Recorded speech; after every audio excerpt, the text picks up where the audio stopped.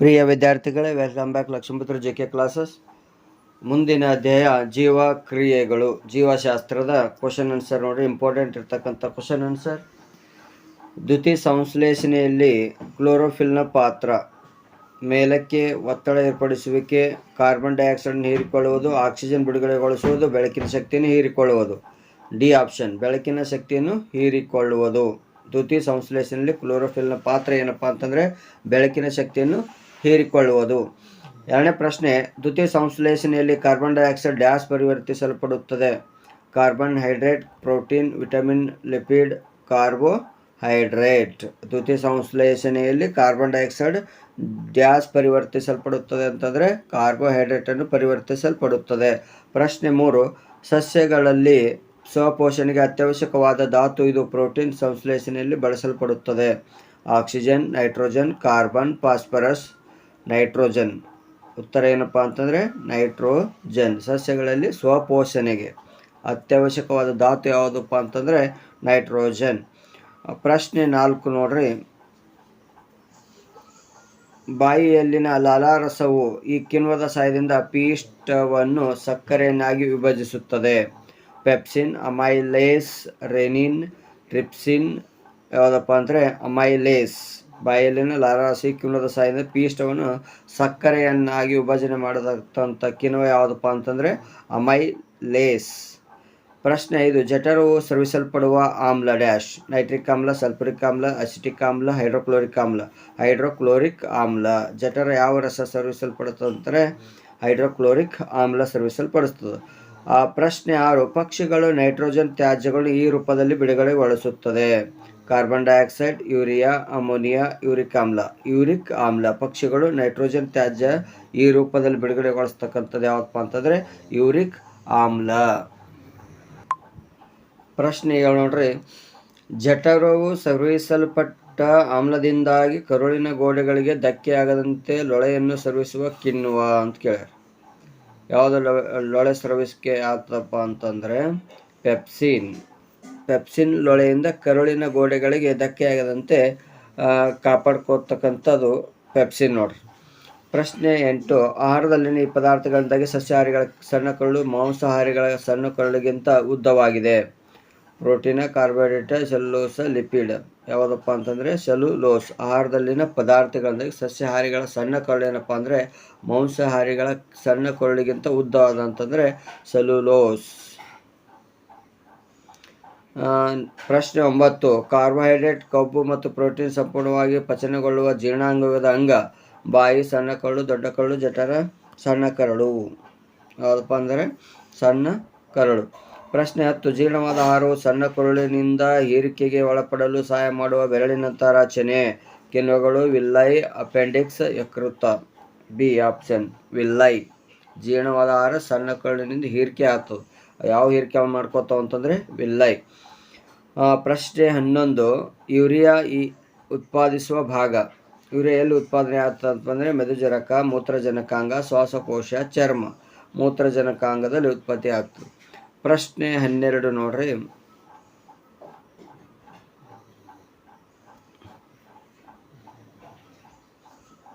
ಪ್ರಶ್ನೆ 12, ರಕ್ತ ಮತ್ತು ಜೀವಕೋಶಗಳ ನಡುವೆ ವಸ್ತುಗಳ ವಿನಿಮಯವು ಈ ಡ್ಯಾಶ್ನಿಂದ ನಡೆಯುತ್ತದೆ: ಅಪಧಮನಿ, ಅಭಿಧಮನಿ, ಲೋಮನಾಳ ಕವಾಟಗಳು. ಲೋಮನಾಳದಿಂದ ನಡೀತದೆ. ರಕ್ತ ಮತ್ತು ಜೀವಕೋಶಗಳ ನಡುವೆ ವಸ್ತುಗಳ ವಿನಿಮಯ ಎದರಿಂದ ನಡೀತಪ್ಪ ಅಂದರೆ ಲೋಮನಾಳ. ಪ್ರಶ್ನೆ 13, ಸಾಗಾಣಿಕೆಗೆ ಸಹಕರಿಸುವ ರಕ್ತದ ಘಟಕ ಯಾವುದಪ್ಪ ಅಂದರೆ ಪ್ಲಾಸ್ಮಾ. ಕೆಂಪು ರಕ್ತ ಕಣ, ಬಿಳಿ ರಕ್ತ ಕಣ, ಕಿರುತಟ್ಟೆಗಳು. ಉದಾಹರಣೆಗೆ ಯಾವುದಪ್ಪ ಅಂದರೆ ಪ್ಲಾಸ್ಮಾ ನೋಡ್ರಿ. ಸಾಗಾಣಿಕೆಗೆ ಸಹಕರಿಸುವ ರಕ್ತದ ಘಟಕ ಯಾವುದಪ್ಪ ಅಂದರೆ ಪ್ಲಾಸ್ಮಾ. ಪ್ರಶ್ನೆ 14, ಸಸ್ಯದಲ್ಲಿ ಸಾಗಾಣಿಕೆಗೆ ಪತ್ರರಂಧ್ರದ ಪಾತ್ರ: ಪತ್ರರಂಧ್ರದ ಪಾತ್ರ ಯಾವುದಪ್ಪ ಅಂತಂದರೆ ಡೈರೆಕ್ಟ್ ಆನ್ಸರ್ ನೋಡ್ರಿ, ಕಾರ್ಬನ್ ಡೈಆಕ್ಸೈಡನ್ನು ಹೀರಿಕೊಳ್ಳುವುದು. ಪ್ರಶ್ನೆ 15, ಗ್ಲೂಕೋಸ್ನ ವಿಭಜನೆಯಲ್ಲಿ ಸ್ನಾಯುಗಳಲ್ಲಿ ಆಕ್ಸಿಜನ್ ಕೊರತೆಯಿಂದ ಬಿಡುಗಡೆಗೊಳ್ಳುವ ಆಮ್ಲ: ಯಾವುದು ಆಮ್ಲ ಬಿಡುಗಡೆಗೊಳ್ಳುತ್ತಪ್ಪ ಅಂತಂದರೆ ಲ್ಯಾಕ್ಟಿಕ್ ಆಮ್ಲ ಬಿಡುಗಡೆ ಆಗ್ತದೆ. ಗ್ಲೂಕೋಸ್ನ ವಿಭಜನೆಯಲ್ಲಿ ಸ್ನಾಯುಗಳಲ್ಲಿ ಆಕ್ಸಿಜನ್ ಕೊರತೆಯಿಂದ ಬಿಡುಗಡೆಗೊಳ್ಳುವ ಆಮ್ಲ ಲ್ಯಾಕ್ಟಿಕ್ ಆಮ್ಲ. ಪ್ರಶ್ನೆ 16, ಮಾನವರಲ್ಲಿ ಉಸಿರಾಟದ ವರ್ಣಕ ಅಂತ ಕೇಳ್ಯಾರ. ಮಾನವರಲ್ಲಿ ಉಸಿರಾಟದ ವರ್ಣಕ ಯಾವುದಪ್ಪ ಅಂದರೆ ಹಿಮೋಗ್ಲೋಬಿನ್. ಯಾವುದದು? ಹಿಮೋಗ್ಲೋಬಿನ್. ಪ್ರಶ್ನೆ 17 ನೋಡ್ರಿ. ಆಹಾರ, ಕಾರ್ಬನ್ ಡೈಆಕ್ಸೈಡ್ ಮತ್ತು ನೈಟ್ರೋಜನ್ ಯುಕ್ತ ತ್ಯಾಜ್ಯಗಳನ್ನು ರಕ್ತದ ಈ ಘಟಕ ಸಾಗಿಸುತ್ತದೆ. ಯಾವುದಪ್ಪ ಅಂದರೆ ಪ್ಲಾಸ್ಮಾ.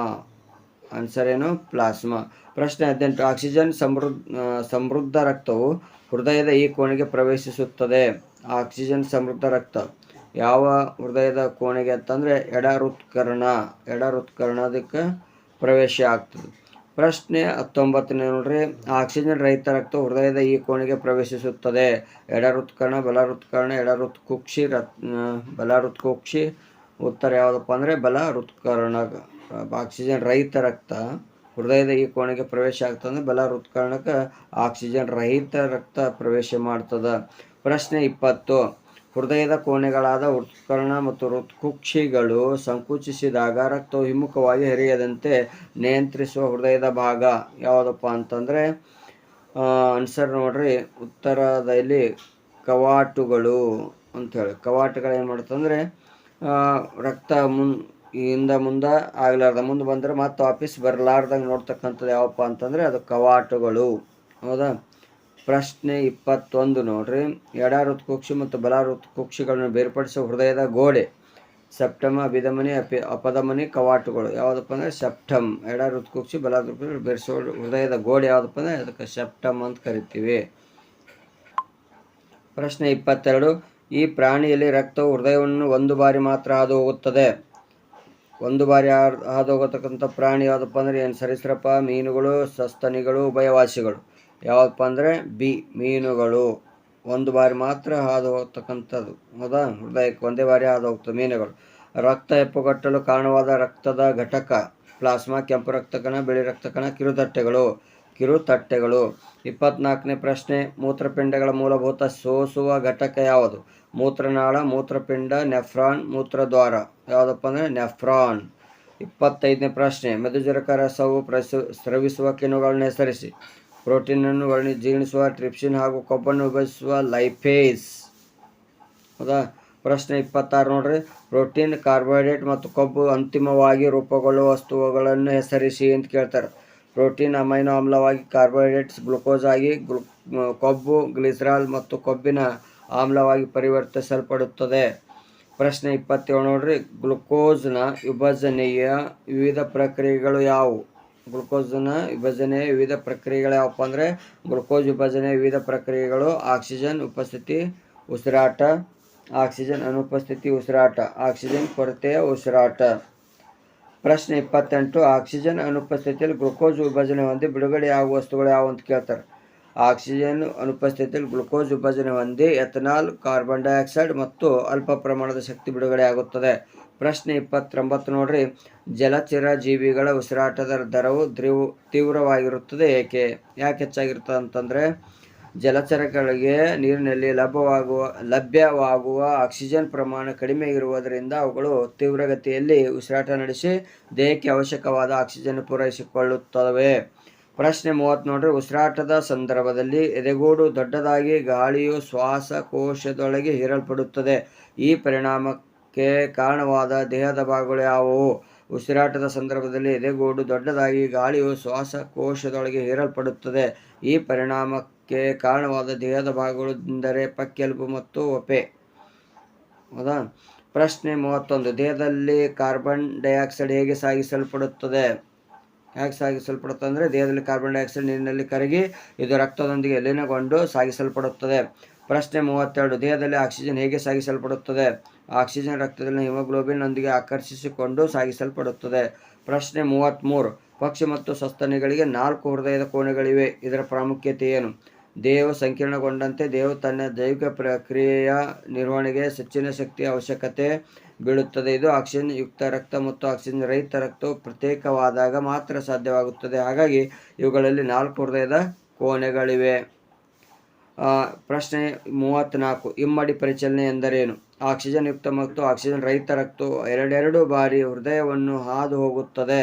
ಹಾಗಾಗಿ ಈ ಚಲನೆಯನ್ನು ಇಮ್ಮಡಿ ಪರಿಚಲನೆ ಎನ್ನುವರು. ಹೌದಾ. ನೆಕ್ಸ್ಟ್ ಏನಪ್ಪ ಅಂದರೆ ಗಾಯಗೊಂಡ ವ್ಯಕ್ತಿಯ ರಕ್ತದ ಒತ್ತಡ ಕಡಿಮೆಯಾಗುತ್ತದೆ ಏಕೆ?